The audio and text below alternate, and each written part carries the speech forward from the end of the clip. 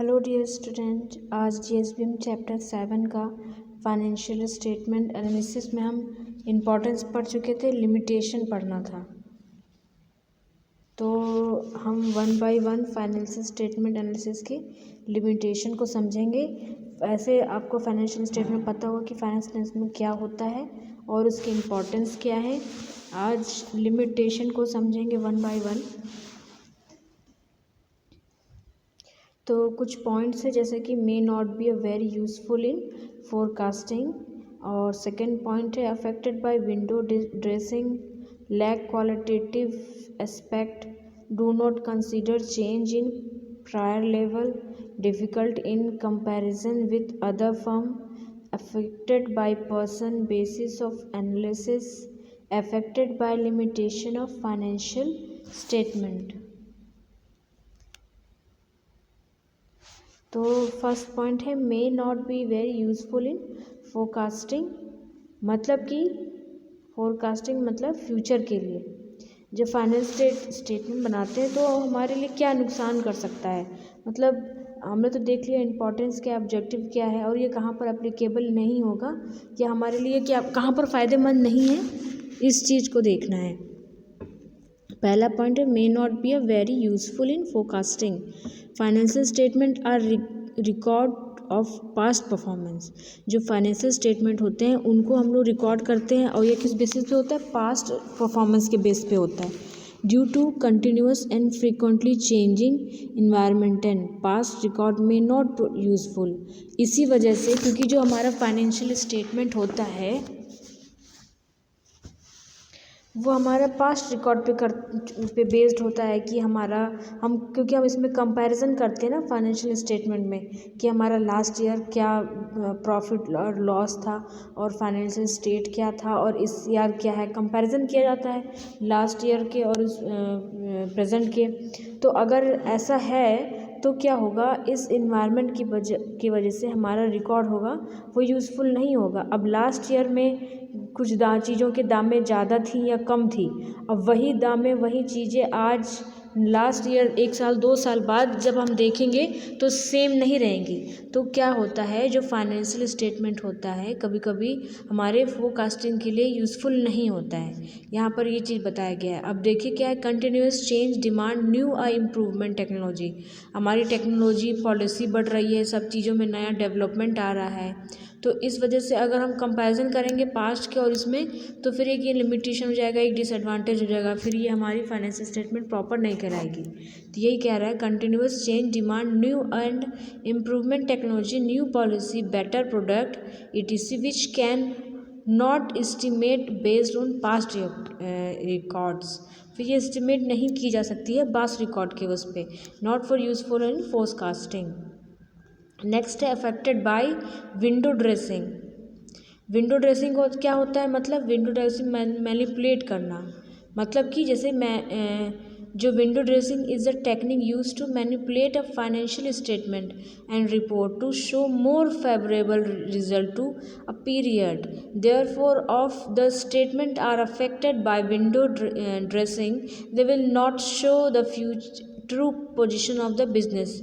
अब क्या है मैनिपुलेटिंग करना, यानी कुछ चीज़ें तो हैं जिनको हम एज ट्रू चीज़ दिखा सकते हैं, पर जब फाइनेंशियल स्टेटमेंट बनाया जा सकता है तो हम जो बना रहा है वो मैनिपुलेट भी कर सकता है। अगर कोई इंसान बना रहा है तो अब उसकी थिंकिंग, उसकी एक्सपीरियंस, उससे काम करने का तरीका वो उस पर डिपेंड करता है कि वो किस तरह से प्रिपेयर कर रहा है। तो कभी कभी किसी चीज़ों में भी मैनिपुलेट हो सकता है। तो कुछ रिपोर्ट मान लीजिए मैनिपुलेट होती हैं हमको फेवरेबल कंडीशन दिखाने के लिए, सामने वाले को दिखाने के लिए। अब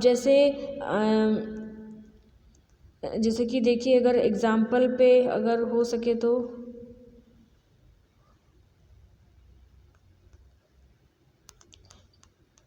जैसे कि कोई इंसान काम कर रहा है, कुछ छोटी मोटी गलतियां हुई तो उसका इम्पैक्ट नहीं उतना पड़ा, लेकिन उससे तो उस जो गलतियाँ वो या फिर कुछ इम्पैक्ट है वो नहीं शो कर सकता है बहुत चीज़ों को। तो इस वजह से वो अपनी रिपोर्ट में थोड़ा सा मैनिपुलेट करेगा कुछ समय, एक निश्चित पीरियड के लिए या कुछ पीरियड के लिए। तो ये क्या हुआ कि ये फिर हमारे लिए प्रॉपर स्टेटमेंट नहीं कहलाएगा। Therefore, a statement are affected by window dressing, they will not show the true position of the business. Hence, the analysis done by the parties will be misleading. फिर ये पार्टी को misleading कर सकता है. फिर next है lack qualitative aspect, जैसे कुछ कमी, क्वालिटेटिव एस्पेक्ट की कमी. Financial statement record any only those items that have money value. अब जो जैसे कि that can be measured in monetary terms, it does not consider any quantitative aspect because these aspects cannot be measured in money. अब बताया गया है कि lack of qualitative aspect, हम क्वांटिटी के बेस पे हम रिकॉर्ड नहीं दिखा सकते हैं. हम अगर जो फाइनेंशियल स्टेटमेंट है वो क्वालिटी के बेस पे नहीं बनता है, वो मनी मेजरमेंट के बेस पे बनता है, तो हम इस पे क्वालिटेटिव नहीं दिखा सकते हैं कि ये बहुत ही स्मार्ट था या इसका बड़ा ये अपने काम वो ऐसे किया. ये सब हम नहीं सोच सकते. हम इसको सिर्फ मनी मेजरमेंट के रूप में देख सकते हैं. जैसे where and qualitative things have an impact as a business performance. ये बिजनेस परफॉर्मेंस में इम्पैक्ट डालता है. The impact can be positive और एडवर्सिव. जैसे कि example, due insufficiency of product manager, he could not produce as a money unit as he could. Example, with his full efficiency, he produced 5,000 units of finished good in a month. Due to his elongated breaks while walking, he could produce only 4,000 units. Now, the profit which the company would have earned by a screening 5,000 would reduce to only 4,000 units, and this is due to insufficient of the manager.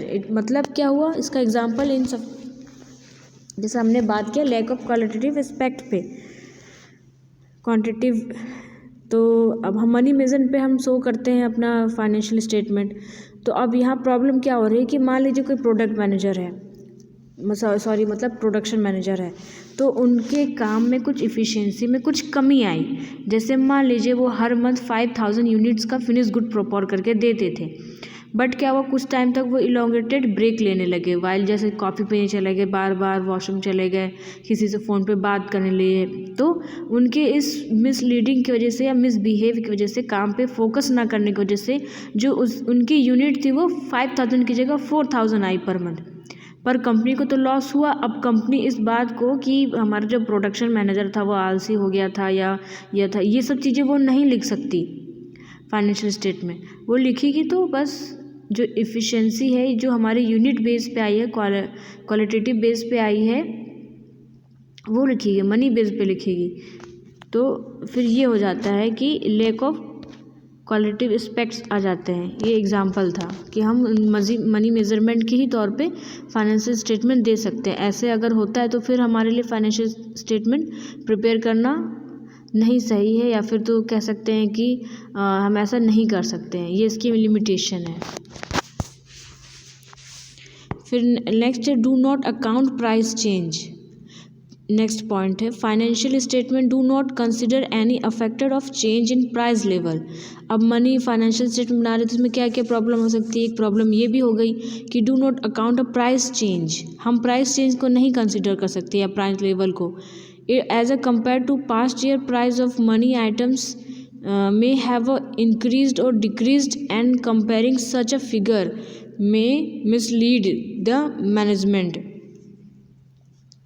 अब जैसे साफ साफ word में लिखा हुआ है कि हम जब प्राइस चेंज होता है तो इसकी वजह से कंपनी का इनकम बढ़ता है या वो होता है, लेकिन हम इसको मैनेजमेंट को उस तरह से फिगर आउट करके नहीं दिखा सकते हैं. एग्जाम्पल के तौर पर देखिए, एक company purchase 10,000 kg of raw material for 100 पर kg in same 10,000 kg material for 100. पहले क्या था, उन्होंने 10,000 kg से परचेज़ किया मटेरियल फॉर 100 पर kg पे. अब नेक्स्ट ईयर क्या वो 101 kg पे उन्होंने इंक्रीज़ किया, तो उनको 1 लाख का इंक्रीमेंट हुआ था, तो इस पर कुछ परसेंट उनके घटेंगे ही.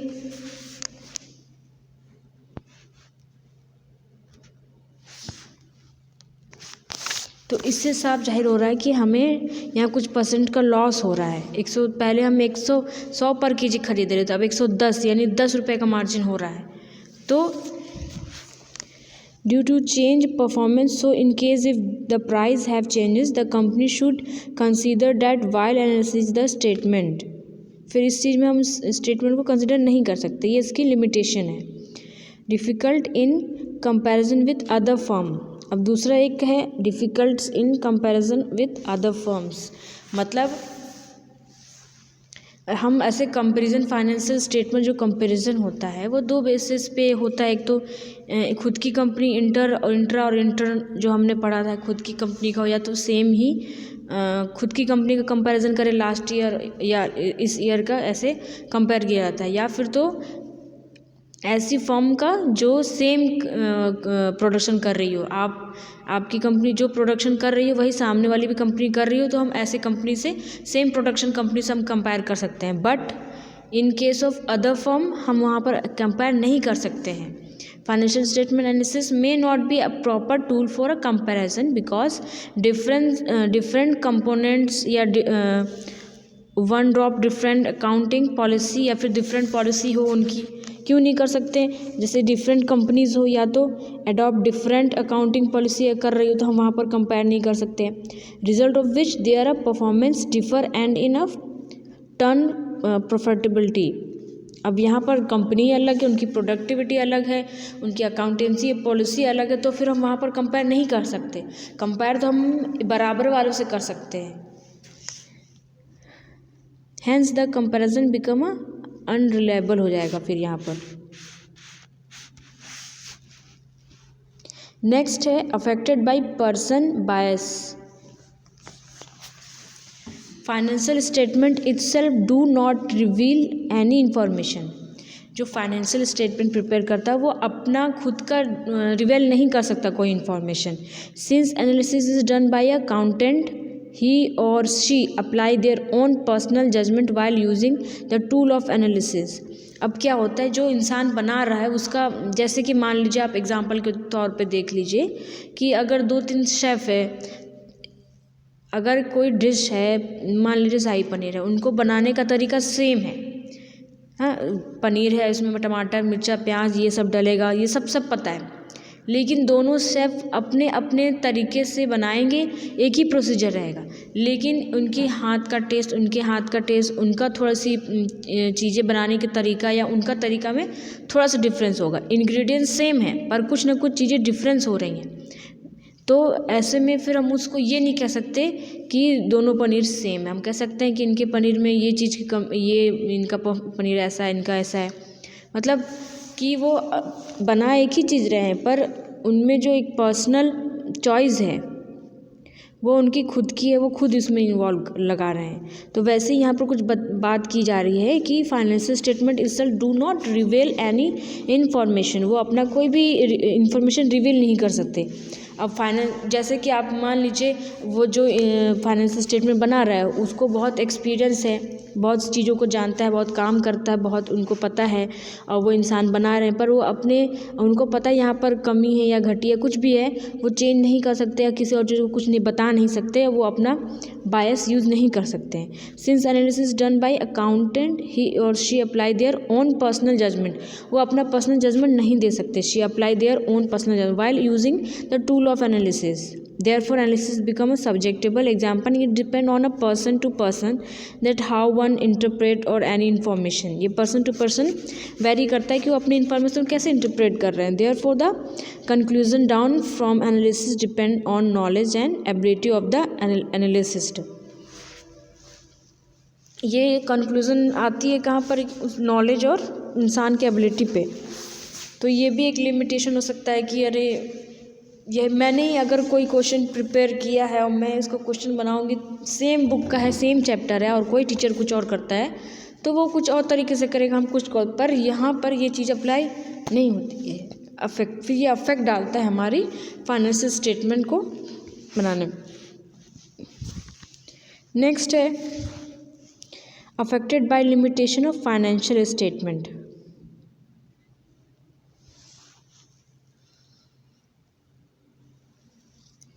Financial statement may have some shortcoming like, अब ये भी हो सकता है कि कुछ समय के लिए, कुछ देर के लिए हो, may be error in financial statement हो, may be subjected to fraud हो।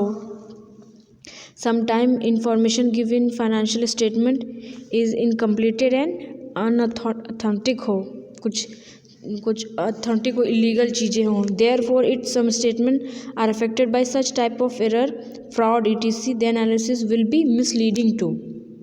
अगर इस तरह की स्टेटमेंट आती है, अफेक्टेड करती है, तो हमारे स्टेटमेंट को मिसलीडिंग कर सकती है, गाइड कर सकती है।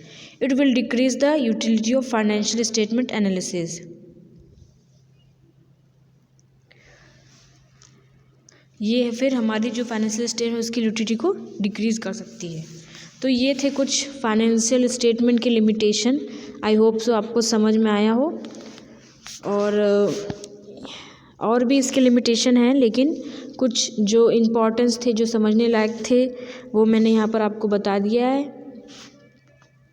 आई होप सो आपको क्लियर हो गया हो। तो आज के लिए इतना काफ़ी है। नेक्स्ट हम जो हमारी आएगी क्लास, वो होगी बैंकिंग की, बैंकिंग एंड फाइनेंस। तो आज के लिए इतना काफ़ी है। Thank you class.